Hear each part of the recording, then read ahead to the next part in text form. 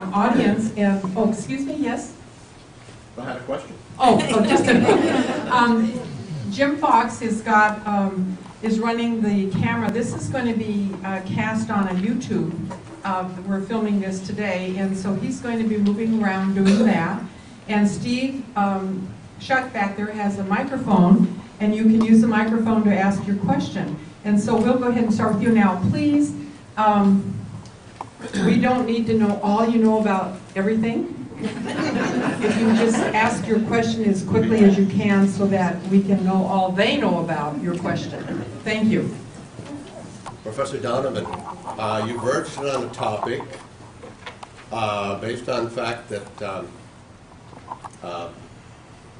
electors have no legal obligation to vote in any particular way. You dealt with that by saying parties are pretty good at selecting electors. Are there any examples of electors that have rebelled and how that has affected the situation? Yeah, faithless electors, I guess we call them. There was one in 2000. The way that parties select this is they vet people that they expect to stick with their candidate well in advance, and they file this list of their electors before the election.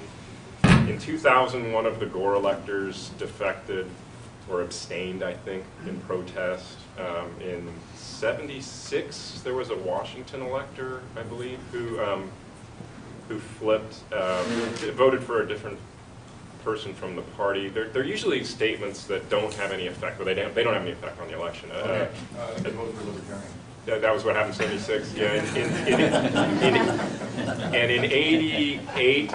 One of the Dukakis electors protested against his inept campaign by voting Lloyd Benston as the president instead of Dukakis. But they haven't. Nothing big. Nothing that has affected an election, no. Myra?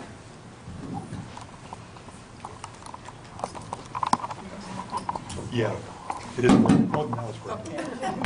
I guess this is for you, Todd, or Sarah. Isn't actually one of the largest problems with our current system the fact that the states have a winner-take-all system for the allocation of their electoral votes? So that if I happen to be a member of a party that traditionally gets, let's say, 45% of the votes in my state, my vote is never going to count for electing the president. I may just not even go to the polls. I am effectively disenfranchised by the winner-take-all system. And we haven't really talked about that here, but it's one of the reasons what compare voting came into being was unhappiness with that 100% allocation, even if the margin was much smaller. Could you speak to that? Not without.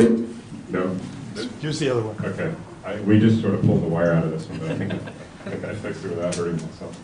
My only comment on that, I think, would be that the reforms that deal with the winner-take-all aspect by allocating states' electors proportionately to the vote or by congressional district, they do, give your vote maybe more direct expression in terms of awarding your state's electors, but aggregated across the country. We've done some colleagues and I have done simulations here. If we use that in '76, even if we'd used it in '92, I think in '96, definitely in '68 and 1960, there would have been no majority winner in the Electoral College. So that you fix one problem and solve another, and I think that's why there's maybe some interest in the popular vote stuff, because if you combine a popular vote with some sort of runoff, instant runoff, then you get that meaningful expression of the vote without a tie or no majority. Let me ask the question. Let me just clarify, Myra. We were busy doing here, and I'm not sure. Did everyone understand Myra's question? Yes. And okay, good. I would just add briefly to what Todd has said is that there are two states that do it differently. Maine and Nebraska use the district plan. And so they apportion electoral college votes based upon who won in congressional districts. And I would add, if you wanted to, probably you could Google this, and you wouldn't have to go to the library, although we're here now. So you could look at the report of the Ruckelshaus Commission. This was, some of you may know who Bill Ruckelshaus is, who lives he's in the Northwest now and has been in government and so on. But this was his wife, Jill, who headed that commission after the 1968 election. And one of the things that that commission did was lay out a number of plans.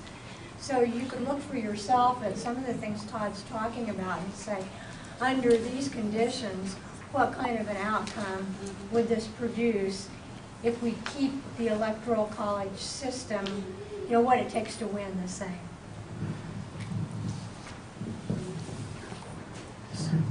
I always find that a fascinating argument, and because frankly, with all due respect, I just don't think it makes any sense.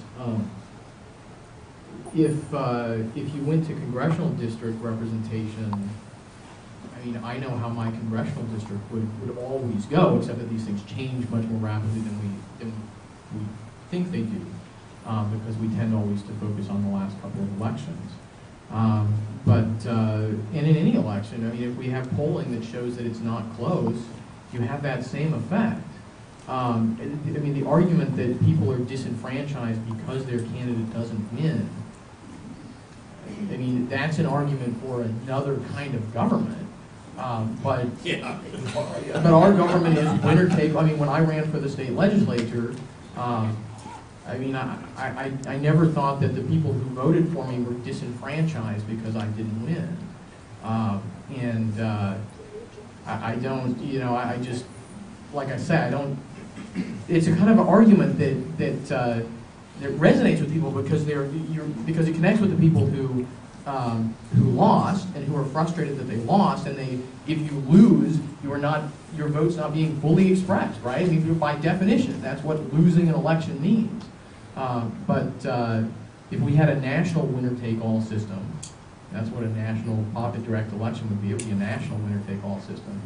Then people would be, have people disenfranchised if losing an election means that you're disenfranchised.